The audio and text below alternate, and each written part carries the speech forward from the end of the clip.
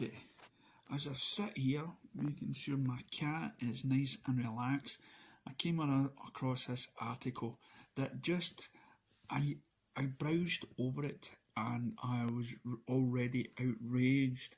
I can't believe now, this is a website called Lanely Gossip, okay? Now see, just because it's, I don't know, they do podcasts, movies, homes and royals, they believe that their opinion is far greater than anybody else. But see, for me, I believe in journalism. People that are non-biased, journalistic views, people that have actually done research. And as we all know, Jared Leto was, most of his parts were taken out, and this is why you have this thing going around, demand for the air cut. And when Zack Snyder told us about that there was his cut, we're not getting the Zack Snyder cut. I've said this a million times. We are getting more than his cut. His cut was finished. His cut was what the studio wanted, which was never released. But he had always told his fans about the movie he was wanting to make. So he goes to the studio. On the back burner of that, it was the fact most tweeted thing ever. And the studio backed him and says, please give us the film that you were intentionally made. So after saying this, let's look at this. 2020 reaches new low as Jared, who is this? God, it's Sarah. Right, hold on. Let's see. God, I expected this sort of language for a guy, but there we go. Who's Sarah?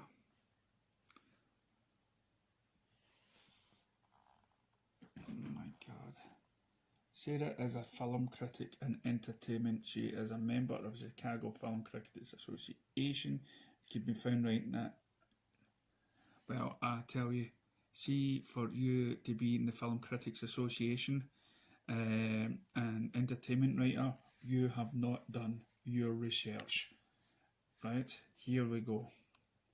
Today in what news, it has been reported that Jared Leto will reprise his role as the Joker for Zack Snyder's Justice League. Yes, you read that right. Jared Leto, once the third best Joker and now the fourth best Joker, is getting a do-over while Joaquin Phoenix, the guy who won an Oscar for playing the Joker, sits at home because his Joker had nothing to do with the universe. Right? It's a one-off. Get that through. And also he was the Joker when Batman was a little boy. Come on. You can tell she isn't a comic book person. Second thing, spare me the nerd spanning I remember the Joker Easter egg in Batman v Superman. And I also recall Ben Affleck having a cameo in Suicide Squad. I fully realise that Zack Snyder's version of Batman was always connected to Jared Leto's version of the Joker. What I am proposing is that Jared Leto's Joker is terrible and no one liked it, and they should upgrade the Joker to the Joker that everyone liked. Now here we go. The Snyder Cut, due on HBO Max next year, is currently undergoing additional photography.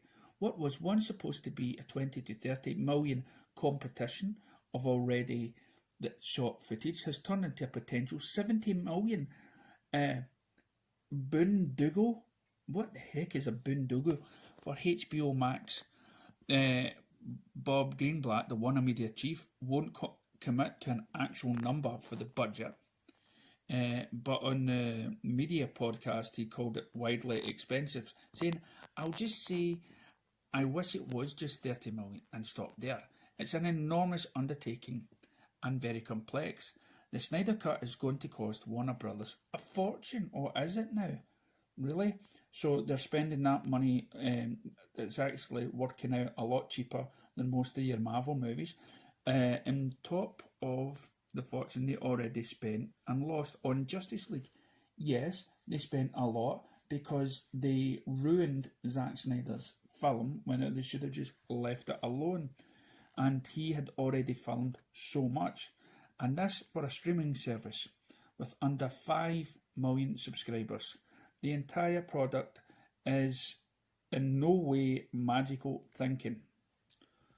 And for release, wait a minute.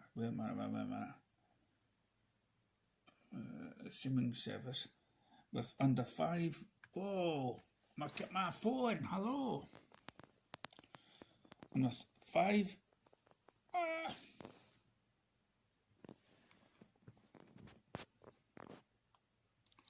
And with 5 million subscribers, the entire project is in no way magical thinking, and HBO Max is totally doing a fine and it's not bollocks.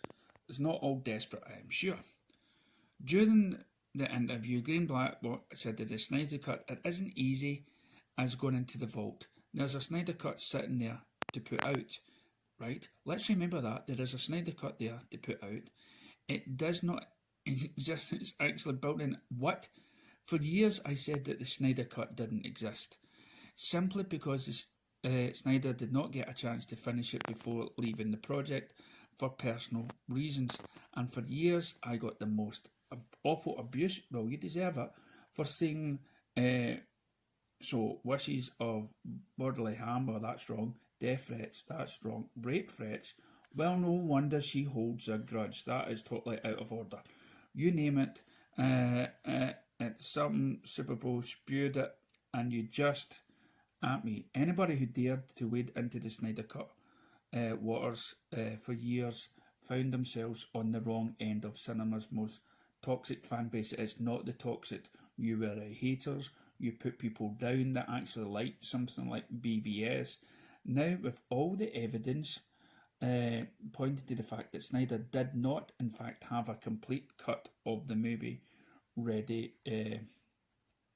for release, up to and including the chairman of the company paying for it, admitting that it does not exist, not one person has offered an apology. I'm looking for that apology. I don't need it. Well, why are you writing this bloody article then? But I will keep reminding everyone that the Snyder Cut is a result of toxic, abusive campaign and the worst fans in cinema getting what they want. It's probably going to have a negative implications down the line. The return of the fourth best Joker is just the start. You are toxic. This is wrong. Yes, we apologise for all those individuals that sent all those threats to you and whatnot, but there is a fan base out there that has donated money all around the world that started helped start careers. The Zack Snyder film, his cut was finished in a box, but he was bullied. He was harassed, probably the same way as you did. The people on the set was abused and simply threatened by their job. And with Leto's Joker, the company again abused people on the set, cut the director's film down in two. So we can see that it's the passion behind that. Most fans would have just told you what I'm telling you just now, that the movie that Zack Snyder finished was basically finished. He could have given us the Snyder Cut, but instead what he went to the studios for is he sold the idea that yes, the Snyder Cut's there, but what we could do if you give us some money is we'll expand on that, and I'll give you everything that the fans wanted. The Justice League was bad. You tarnished my movie. You were abusive to the cast and crew. And now the movie is coming back and you're hurt because you have been proven wrong, and you're pinpointing a minority of fans that probably at some point you upset. And And as I say, for Gerard Leto, who spent many months and won an Oscar for many of his roles, was not given a fair chance at the movie. People left their characters. Ben Affleck left his role as Batman because of the mess behind the scenes. So the fans, thanks to the Zack Snyder fans, they put everything back right. We were denied it because of companies greedy, because of critics like you that were always putting films down that came across as biased. And now I believe if I read some of your views, you would have probably put Zack Snyder's films down in the past. God, listen, what do you think of this article? I'm going to leave you with a wee bit of an upbeat, but for me, that was a load of nonsense. That was just somebody that has been butthurt.